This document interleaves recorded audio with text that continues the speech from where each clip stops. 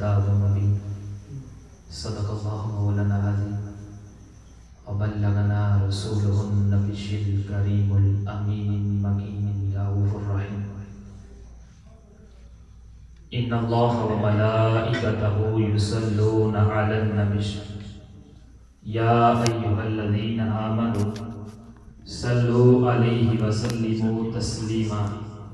تمامی احباب عقیدت و محبت الفت و چاہت کے ساتھ نبی آخر زمان تاجدار دو جہان سراج السالکین مصباح المقربین محب الفقراء والغرباء والمساکین سید الثقلین نبی الحرمین امام القبلتین جناب حضرت محمد مصطفیٰ صلی اللہ علیہ وآلہ وسلم بارگاہ اقدس محبت کے ساتھ روشی کے نظرانہ پڑھیے، کوئی لب خاموش نہ دی۔ الصلاۃ والسلام علیک یا سیدی یا رسول اللہ وعلی آلک و اصحابک یا سیدی یا حبیب اللہ۔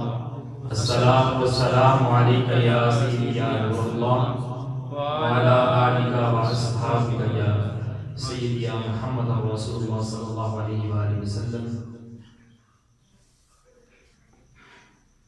سب سے پہلے بربودہ گوش ولایت فخر السادات فخر الاولیاء پیر طریقت رہبر شریعت الحاج پیر سید محمود ذوالقرنین شاہ صاحب بخاری قادری المعروف حضرت پیر سید غلام دستگیر شاہ صاحب بخاری قادری دامت برکات معالی مرکزی سجادہ نشین بابا جی ٹوپی والی سرکار رحمت اللہ تعالی علیہ اور سید المتقین چاند پیر سرکار رحمت اللہ تعالی علیہ، جناب قبلہ حافظ صاحب، عزیز بھائیوں، سب سے پہلے میں اپنے بھائی محمد نوید مرید سعدی کی ہیں ہمارے نوید صاحب اور بھائی ندیم صاحب، دونوں بھائیوں کو خراج تحسین پیش کرتا ہوں کہ آپ نے اس میلاد مصطفیٰ کی محفل کو سجا کر اپنے آقا کو راضی کر دیا، سبحان اللہ، کیونکہ حضور علیہ السلام کی محفل جس گھر میں سجائی جائے حضور وہاں پر موجود ہوتے، سبحان اللہ، اور محفل کوئی بھی ہو، ہاں ذکر و اذکار کی محفل ہو، میلاد مصطفیٰ کی محفل ہو، جمال مصطفیٰ کی محفل ہو، گیارہویں شریف کی محفل ہو، کوئی بھی محفل ہو، ہم سب کا ایک ہی عقیدہ اور ایمان ہے، منشا یہی ہے سلسلہ کیلو کال کا، منشا یہی ہے سلسلہ کیلو کال کا، یا رسول اللہ ہوتا رہے ذکر تیرے حسن و جمال کا، سبحان اللہ۔ تو ہم تو محفلیں سجاتے ہیں حضور کے ذکر کرنے کی، اور ہمارا یہ منشا ہے، یہی ہماری چاہت ہے کہ ایک قطرہ ہمیں مل جائے، رحمت دریا الہی ہر دم بندہ تیرا، جے ایک قطرہ بخشے منو کم بڑھ جاوے میرا، اسی رحمت کے قطرے کو تلاش کرنے کے لیے ہم نے یہ محفل سجائی۔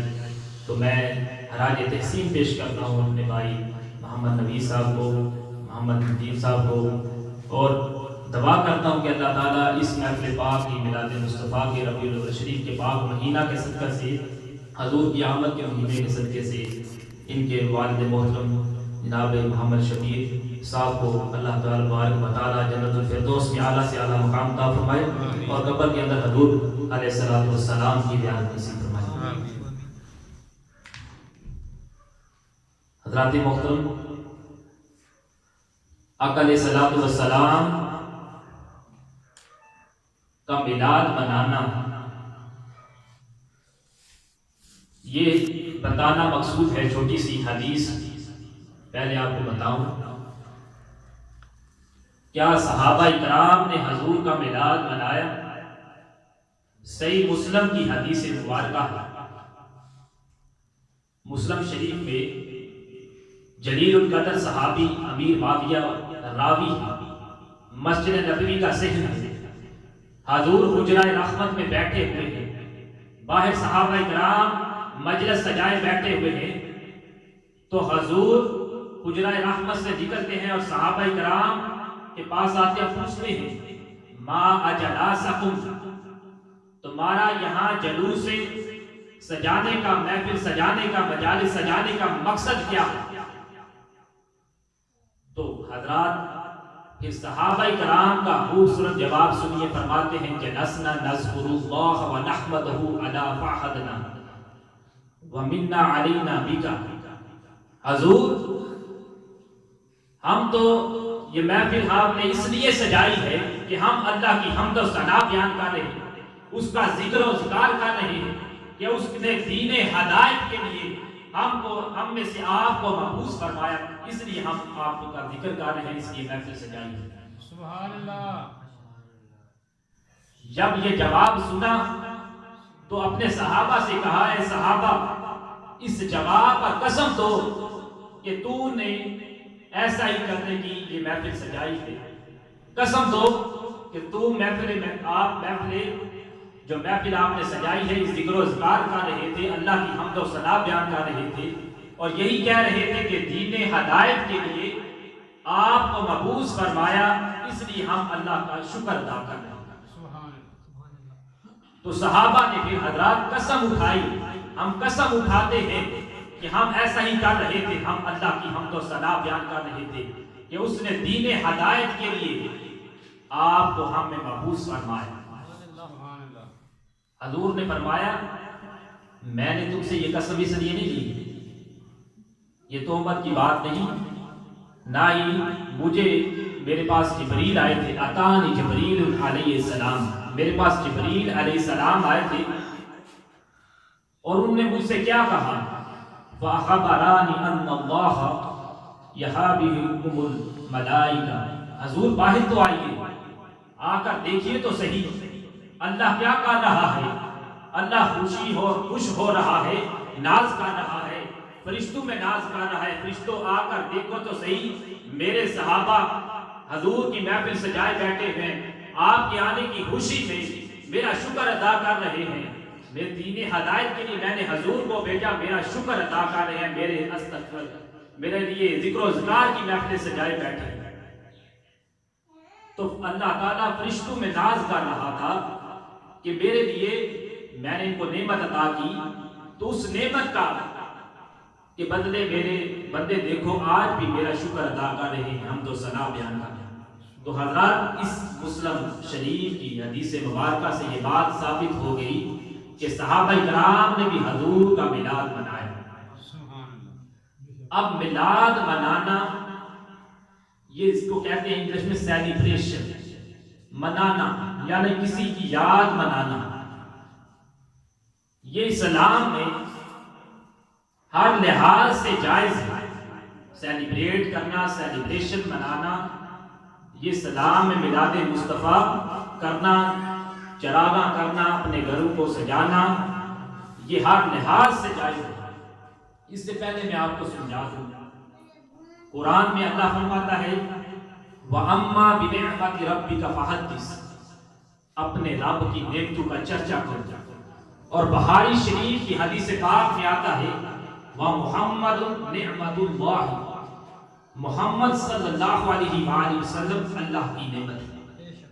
تو اس لیے آپ کا میلاد مصطفیٰ سجانا، محفل آپ کی سجانا، آپ کا ذکر و اذکار کرنا، آپ کا درود شریف کے نذرانے پڑھنا، نعت گوئی کرنا، اپنے گھروں میں چراغاں کرنا، محفل سجانا، یہ سب جائز ہے۔ اور سیلیبریشن کرنا میلاد مصطفیٰ کی سیلیبریشن کرنا، اس کو سیلیبریٹ کرنا، یہ بھی ہر لحاظ سے جائز ہے۔ منانا یعنی میلاد کا منانا۔ اب علمی نقطہ سمجھیے، نماز پانچ گانا جو ہے وہ بھی سیلیبریشن ہے۔ اگر آپ کو یہ بات سمجھا دوں، یہ بھی پیغمبروں کی یاد ہے، اور پیغمبروں نے کی یاد میں انہیں شکرانے کے طور پر نوافل ادا کیے، وہ ہمارے لیے نماز پانچ گانا بن گیا۔ سنیے، نماز فجر حضرت آدم علیہ السلام کی دعا قبول ہوئی تو آپ نے شکرانے کے طور پر 2 رکعت نفل پڑھے۔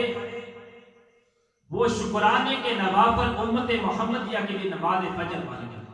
تو نماز فجر سیلیبریشن ہے، حضرت آدم علیہ السلام کی توبہ کی، انہوں نے توبہ قبول ہوئی، شکرانے کے طور پر 2 نوافل ادا کیے، تو وہ سیلیبریشن بن گئی امت محمدیہ کے لیے وہ نماز فجر۔ اب نماز ظہر جو ہے وہ بھی سیلیبریشن ہے، پیغمبروں کی یاد ہے۔ حضرت ابراہیم جلیل القدر، آپ خلیل اللہ بھی ہیں، آپ نے دعا کی یا اللہ دیر عمر ہو چکی ہے، دعا کی کہ اولاد ہو۔ حضرت اسحاق علیہ السلام جب پیدا ہوئے، شکرانے کے طور پر 4 نفل پڑھے، تو وہ 4 رکعت نفل امت محمدیہ کے لیے نماز ظہر بن گئی۔ اسی طرح نماز عصر، حضرت عزیر علیہ السلام 100 سال تک سوئے رہے، پھر جب قرآن کریم میں آتا ہے لبستہ، جب ان سے پوچھا گیا کہ آپ یہاں کتنی عمر ٹھہرے رہے، سوئے رہے، تو کہنے لگے 1 دن یا اس سے بھی کم۔ تو 100 سال کے بعد پھر اللہ تعالیٰ نے جگایا، دوبارہ زندہ ہوئے، اور آپ نے شکرانے کے طور پر کیا کیا، 4 رکعت نفل پڑھے، تو 4 رکعت امت محمدیہ کے لیے نماز عصر کا تحفہ بن گیا۔ اور نماز مغرب کتب حدیث کی کتب میں ہے، بعض روایات میں آتا ہے کہ حضرت یعقوب علیہ السلام سے، بعض روایات میں آتا ہے حضرت ایوب علیہ السلام سے بیماری تھی، بیماری سے جب تندرستی ملی، شکرانے کے طور پر 4 رکعت نفل پڑھے، تیسری رکعت کے بعد جب اٹھنے کی کوشش کی، سکت نہ تھی، بیٹھے رہے، رب نے کہا کہ 3 کے بعد ہی سلام پھیر دو۔ یہ 3 رکعتیں امت محمدیہ کے لیے نماز مغرب بن گئی۔ تو نماز 5 گانا، کیونکہ نماز افضل العبادات ہے، الصلاۃ عماد الدین ہے، نماز مومن کی معراج ہے، اور کفر اور مومن مسلمان کے درمیان فرق کرنے والی چیز نماز ہے۔ تو نماز عشاء یہ سیلیبریشن ہے حضرت یونس علیہ السلام کی، مچھلی کے پیٹ میں 70 دن تک رہے، جب پیٹ سے باہر نکلے، شکرانے کے طور پر آپ نے 4 رکعت نماز نفل ادا کی، تو وہ آپ کے شکرانے کے نوافل امت محمدیہ کے لیے وہ نماز عشاء بن گئی۔ تو یہ نماز 5 گانا یہ سیلیبریشن ہے مختلف پیغمبروں کی، کہ انہوں نے نوافل ادا کیے، امت محمدیہ کے لیے فرائض بنائے۔ اسی طرح مناسک حج سارے کے سارے سیلیبریشن ہیں، یعنی یاد منانا۔ مقام ابراہیم جہاں پر لوگ حضرت ابراہیم نے کھڑے ہو کر کعبہ کی تعمیر کی، وہ پتھر وہاں پر آپ کے قدم مبارک لگے ہوئے، اگر کوئی شخص حج کے موقع پر جائے 2 رکعت نفل نہ پڑے، اس کا حج ہی مکمل نہیں ہوتا۔ اسی طرح جب دعا کی، فرمایا کہ مجھے میری اولاد میں سے ایک پیغمبر بھیجیے جو ان کو ہدایت دین سکھائے۔ تو حضرات اسی طرح ہجر اسود بھی، اس کو کہتے ہیں کہ بعض روایات میں آتا ہے کہ حضرت عمر فاروق ایک دن گزرے ہجر اسود کے پاس سے اور چومنے لگے، اور کہا کہ اے ہجر اسود، میں تمہیں اس لیے چوم رہا ہوں کیونکہ تیرے اس پتھر کو نبی کے لب لگے ہیں، ہونٹ لگے ہیں، اس لیے ہونٹ مبارک لگے ہیں، اگر نہ لگے ہوتے تو میں تمہیں چومتا تھا۔ تو یہ نماز 5 گانا، یہ مناسک حج، یہ ساری سیلیبریشن ہے، یعنی یاد منانا ہے۔ یہ میلاد کی حقیقت ہے کہ میلاد کو منانا ہر لحاظ سے جائز ہے۔ اب میں آتا ہوں جو آیت کریمہ تلاوت کی، قد جاء من اللہ نور و کتاب مبین کہ حضور علیہ الصلوۃ والسلام کی ذات نور علی نور. جب کوئی چیز نہ تھی اس وقت بھی حضور کی ذات موجود تھی. حضرت جابر حضور کی بارگاہ میں پیش عرض کرتے ہیں کہ یا رسول اللہ صلی اللہ علیہ وآلہ وسلم یہ بتائیں کہ رب تعالیٰ نے سب سے پہلے کائنات میں کس چیز کو پیدا فرمایا؟ فرمایا جابر سب سے پہلے رب نے تیرے نبی کے نور کو اپنے نور سے پیدا فرمایا. اس وقت نہ فلک تھا، نہ زمین تھی، نہ آسمان تھا، نہ جن و انس تھے، کچھ نہ تھا. اس وقت بھی تیرے نبی کے نور کو اپنے نور سے سب سے پہلے پیدا فرمایا. سبحان اللہ.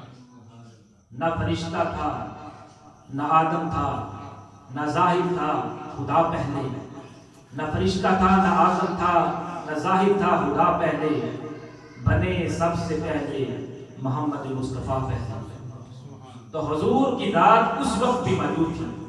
امام کستلانی اپنی کتاب مواہب الدنیا میں لکھتے ہیں کہ جب قبلہ حافظ صاحب یہ بات کر رہے تھے کہ جب حضرت آدم علیہ السلام کو اللہ تعالیٰ نے بنایا، آدم علیہ السلام کو بنا کر کہا اے آدم علیہ السلام اپنا سر تو اٹھاؤ اور عرش کی جانب دیکھو. جب سر اٹھایا تو دیکھا کہ عرش کے پردوں پر ایک نور چمک رہا تھا. ایک نور کی کرنیں پھوٹ رہی تھی.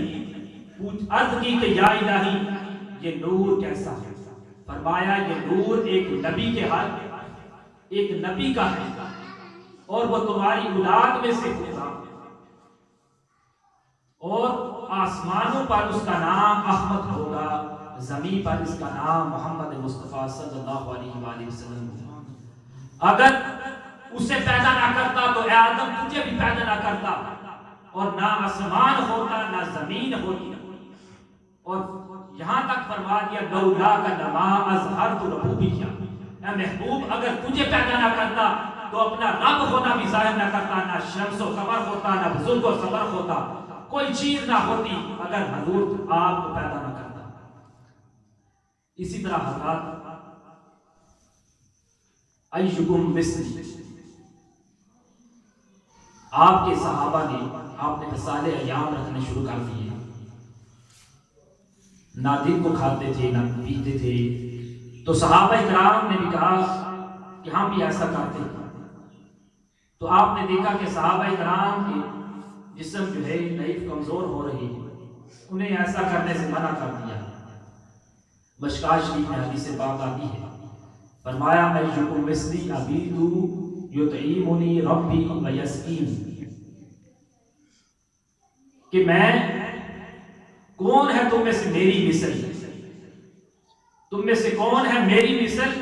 میرا رب مجھ کو رات کو کھلاتا بھی ہے پلاتا بھی ہے، لہذا تم ایسا نہ کرو کہ تم میری مثل نہ بنا کرو، تم وصال ایام نہ رکھا کرو، تم ایسی طاقت نہیں. تو حضرات صحابہ کرام حضور کی مثل نہیں مان سکے تو وہ منکرین جو حضور کو نور علی نور نہیں مانتے انہیں ہدایت لینی چاہیے، سبق سیکھنا چاہیے. اہل سنت والجماعت اور ہمارا عقیدہ ہے کہ ہم حضور کو نور علی نور مانتے. اسی طرح حضرات جب حضرت بی بی آمنہ سلام اللہ علیہا فرماتی ہے کہ حضرت عبداللہ کے پشت انور کی کا جو نور تھا وہ میرے شکم اطہر میں منتقل ہوا. سب سے پہلے اللہ تعالیٰ نے نور مصطفیٰ کو پیدا فرمایا. اب سنیے کیسے. حضرت عبداللہ آپ کی پشانی مبارک پر نور کا ایک لائٹیں جو تھی چمکتی تھی، نور کی نورانیت چمکتی تھی. مکہ کی گلیوں میں گزر ہوتا ہے اور ایک عورت کہتی ہے کہ آپ مجھ سے شادی کریں گے؟ فرمایا نہیں، میں اپنے والدین کی رضا کے بعد پہلے شادی نہیں کر سکتا. اگر والدین کہیں تو پھر تھوڑی کچھ عرصہ گزرا، آپ کی شادی حضرت آمنہ سے سلام اللہ علیہا سے، اور وہی نور جو آپ کی پیشانی میں چمکتا تھا، اب آپ کی پیشانی کچھ دیر کے بعد، چند دنوں کے بعد آپ کا گزر پھر اسی گلی سے ہوا۔ آپ دیکھتے ہیں کہ آپ کی گلی سے جب گزر ہوا تو اس عورت نے آپ اپنا جو منہ پھیر لیا آپ سے، آپ نے منہ پھیرنے کی وجہ پوچھی تو عورت کہنے لگی کہ وجہ یہ ہے کہ جو آپ کی پیشانی میں پہلے نور تھا وہ نور غائب ہو گیا،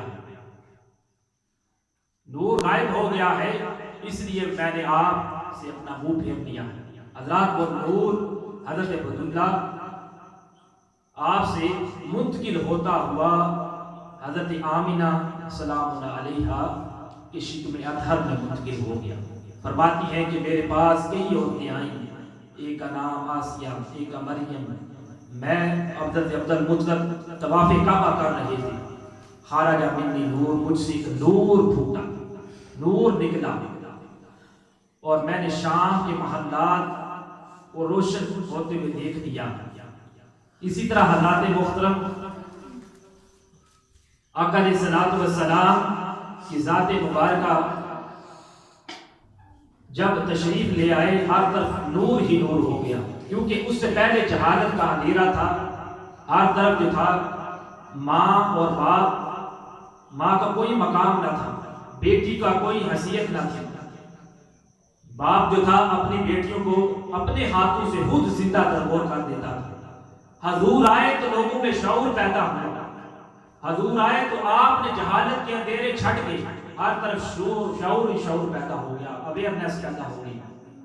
حضور نے آ کر بتلایا کہ ماں کی کیا حیثیت ہے، ماں کے قدموں میں جنت رکھی۔ حضور آئے تو وہ والد یا وہ باپ جو اپنی بیٹیوں کو زندہ درگور کر دیتا تھا، آج اس دن دہاڑی یا مزدوری زیادہ کرتا ہے، بھائی زیادہ مزدوری کرتا ہے تاکہ میں اپنے بہن کے ہاتھ پیلے کر سکوں۔ یہ شعور کس نے دیا؟ یہ حضور کی ذات نے دیا۔ نہیں تو باپ جو تھا بیٹیوں کو زندہ درگور کر دیتا تھا، ہر طرف کفر و شرک، جوا، شراب نوشی، عیاشی کا دور تھا۔ جب حضور آئے تو ہر طرف جو ہے نور ہی نور پھیل گیا۔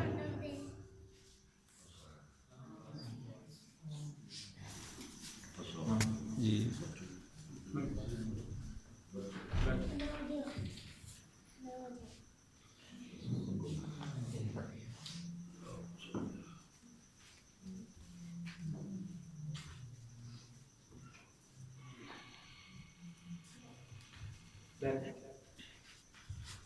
تو جب حضور آئے تو ہر طرف نور ہی نور پھیل گیا،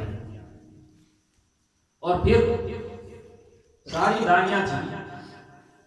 حضرت حلیمہ سعدیہ کا کہ کیا مقام تھا، جب امیروں کے بچوں کو لے کر، یہ روایت تھی، آج رواج تھا کہ جو بھی بچے ہوتے تھے ان کو دائیاں جو تھی دودھ پلایا کرتی تھی، مکہ میں یہ رواج تھا۔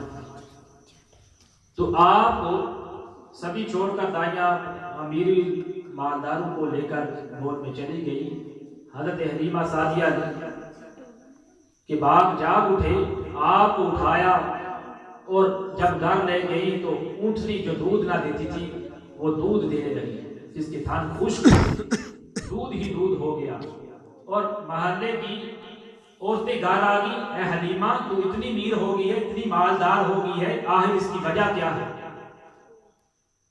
فرمایا کہ وجہ یہ ہے، دیکھ لو پیارے حبیب صلی اللہ علیہ وآلہ وسلم پگوڑے میں بیٹھے ہوئے تھے، اور اللہ نے آپ کو چونکہ نور پیدا کیا تھا، کھلونا بھی نور کا دیا تھا، آپ چاند کے سے کھیل رہے تھے، انگلی اٹھاتے مخد میں تو چاند سے آپ کھیل رہے تھے، چاند کے کھلونے اللہ تعالیٰ نے آپ کو عطا کیے تھے۔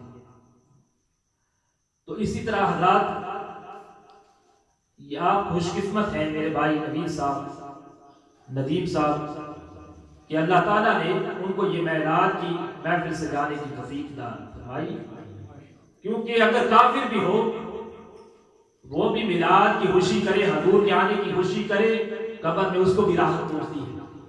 ابو لہب جو تھا اس کی لونڈی سلیبہ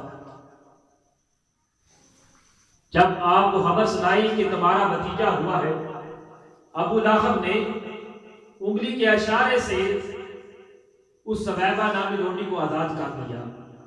جب آزاد کر دیا کچھ عرصہ گزرا، ابو لہب فوت ہو گیا۔ گھر والوں نے کسی نے خواب میں دیکھا، پوچھا ابو لہب تیرا کیا حال ہے؟